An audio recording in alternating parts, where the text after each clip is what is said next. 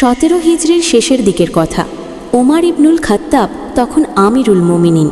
গুরুত্বপূর্ণ কাজে সিরিয়ায় গেলেন তিনি। অনেক সাহাবা জড়ো হলেন সেখানে।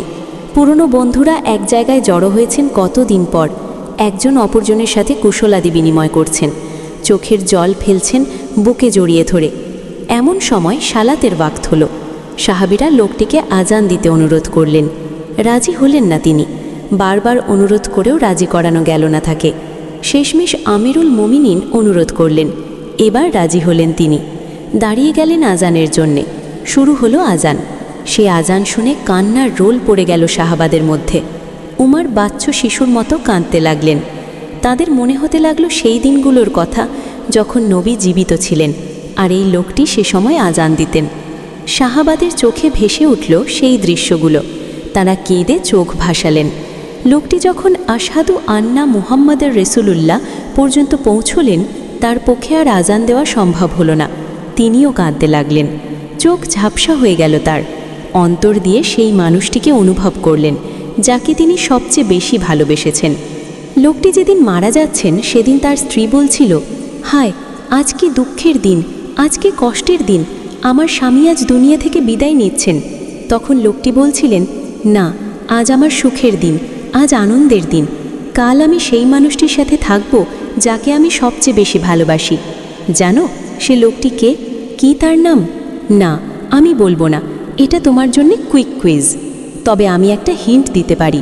নবীজি মেরাজের রাত্রিতে লোকটির পায়ের আওয়াজ শুনতে পেয়েছিলেন। তুমি কি এই লোকটির মতো নবীজিকে ভালোবাসো? বদরের ময়দান। নবী চিন্তিত হয়ে পায়চারি করছেন।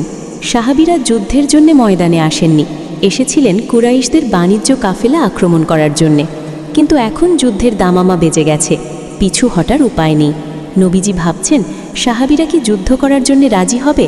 মুহাজিররা না হয় রাজি হলো, কিন্তু আনসাররা? তারা তো মদিনার বাইরে আমাকে নিরাপত্তা দেওয়ার জন্য চুক্তিবদ্ধ হয়নি। তাহলে ওরা যদি যুদ্ধ না করে চলে যায়?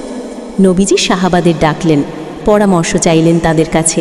আবু বকর ও উমর যুদ্ধ করার পক্ষে মত দিলেন। নবীজি চাচ্ছিলেন আনসার সাহাবীরা মতামত দিক। আনসাররাই সংখ্যায় বেশি। এই মুহূর্তে তাদের মতামত জানাটা খুব জরুরি। আনসারদের পতাকাবাহী সাদ ইবনু মাজ নবীজির মনোভাব বুঝতে পারলেন। তিনি দৃঢ়চিত্ত কণ্ঠে বললেন, হে আল্লাহর রাসূল, আপনি কি আমাদের মতামত জানতে চান? নবী বললেন, হ্যাঁ, তোমরা আমাকে পরামর্শ দাও। ইবনু মাজ বললেন, আমরা আপনার উপর ঈমান এনেছি, আপনাকে সত্য বলে মেনে নিয়েছি, আপনার কথা শুনব ও মানব বলে ওয়াদা করেছি। আপনি আমাদের নিয়ে মোটেও চিন্তিত হবেন না। আমরা ভীরু ও কাপুরুষ নই। আমাদের ধন সম্পদ আপনার জন্যে। যত প্রয়োজন হয় খরচ করুন, যেদিকে খুশি আমাদেরকে নিয়ে চলুন।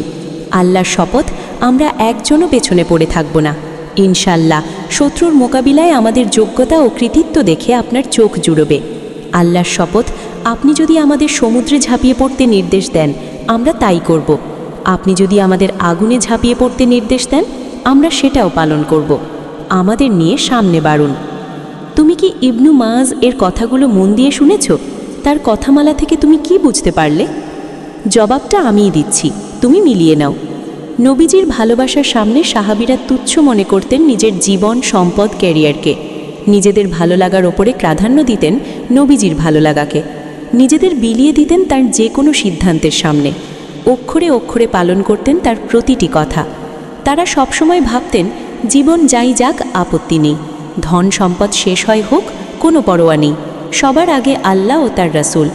নবীজি যদি বলেন আগুনে ঝাঁপ দিতে, আমরা নির্দ্বিধায় ঝাঁপ দেব। তিনি যদি বলেন সমুদ্রে ঝাঁপিয়ে পড়তে, বিনা বাক্যে সেটা মেনে নেব। তার ভালোবাসার সামনে যে কোনো ত্যাগ স্বীকার করব। একবার এক সাহাবী কিয়ামত সম্পর্কে জানার জন্যে নবীজির কাছে এলো। তিনি তখন সালাত আদায় করছিলেন। সালাত শেষ করে নবীজি বললেন, কিয়ামত সম্পর্কে জিজ্ঞাসাকারী লোকটি কোথায়? সে সাহাবী বলল, এই যে আমি। তুমি কিয়ামতের জন্য কি প্রস্তুতি নিয়েছ? হে আল্লাহর রাসূল, বেশি বেশি সালাত কিংবা সাওম নিয়ে আমি এর জন্য প্রস্তুত হতে পারিনি। তবে আমি আল্লাহ ও তার রাসূলকে ভালোবাসি। যে ব্যক্তি যাকে ভালোবাসে সে তার সাথেই জান্নাতে থাকবে। তুমিও যাকে ভালোবাসো তার সাথেই থাকবে। সাহাবীরা সবসময় ভাবতেন একদিন আমরা মারা যাব, নবীজিও মারা যাবেন। তিনি থাকবেন জান্নাতের অনেক উঁচু স্তরে। আর আমরা যদি জান্নাতে যাইও, তবে আমাদের স্তর কখনোই তার সমান হবে না। কিন্তু সে জান্নাত কি করে জান্নাত হতে পারে যেখানে তিনি আমাদের পাশে নেই? সে সুখ কি করে প্রকৃত সুখ হতে পারে যে সময় তিনি আমাদের কাছে নেই? তারা যখন জানতে পারলেন মানুষ তার ভালোবাসার মানুষের সাথে জান্নাতে থাকবে, তখন তাদের অন্তর তৃপ্ত হলো। হোক না তাদের আমল নবীজির চেয়ে কম, কিন্তু তাকে ভালোবাসার কারণে তারা নবীজির সাথেই জান্নাতে থাকবেন।